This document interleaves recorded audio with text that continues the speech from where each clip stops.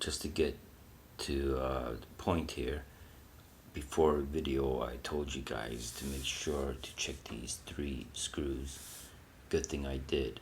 They needed tightening up. I'm not saying they were like loosely loose, but they needed tightening up. So it's a very good idea I did that. This scooter has only went 15 kilometers, which is like nothing, and a fairly like smooth paved surface. So I think just in the factory, like I said before, they don't do quality control inspections. The idea was there. They paid someone to do the idea, to do the whole planning out, drawings and whatever, and bear what the material needed, required, the machining, so on, and the assembly and the machining probably done in China, and CNC machines, assembly in China. The idea, the concept itself, I don't think it's Chinese. But what I'm saying is that overall it's a good scooter, but definitely needs paying attention to. Oh, by the way, see, remember I said that's the brake lights, rear lights, tail lights? Look at that connection. That means you could connect additional lights. What additional lights? This is the KUGOO S1, and that is for the Pro. S1 Pro has lights here. They already thought of that they're going to make 2 versions. It's like they made the S Pro first, because all the wiring harness and everything is there, but then later they took off valuable parts like lights, and they changed the fork to a low wider fork. That's that Pro. This one's smaller. Why? Will the material cost more to make or less for the few millimeters of wideness? No, I don't think so. Same with the tire, wheel? No. It's the cost for there to be a difference. It's just like when you buy a car. You have your full package, but all the wiring, everything is there. So, if you ain't got power locks, the wiring is there. Ain't got power windows, the wiring is there. And if you ask for those, all they do is just put the motor, and just plug it in, plug and play, plug and play. That there is plug and play. Of course, I'm not going to upgrade to any more lights. These lights are enough. I don't want to drain the battery more.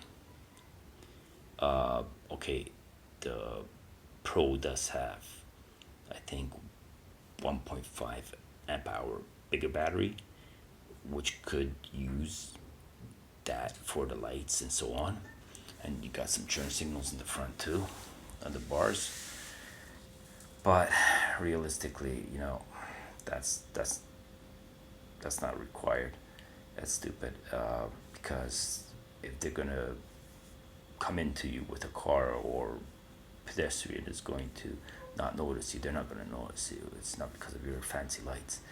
Dark headlights, tail lights is the most important. I got some reflective tape on the side here too, make it look cool. Got like a racing stripes. That also reflective. Car or other bike shines on it, you can see it. It's reflective. That's it.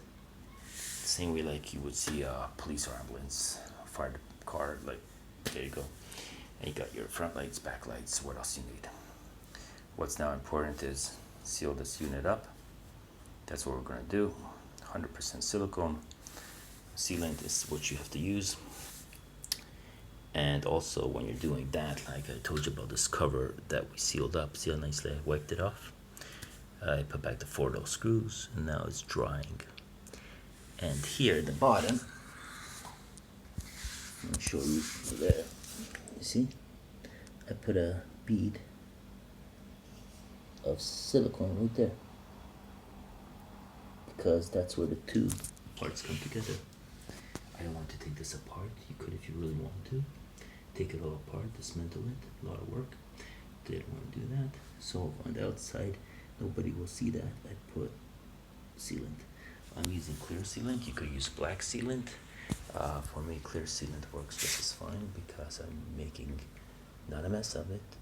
I wipe down the excess, and just in the cracks will the sealant be noticed, which means if you see the crack, now you see the sealant, but sealant is clear, so you're not ever going to see it.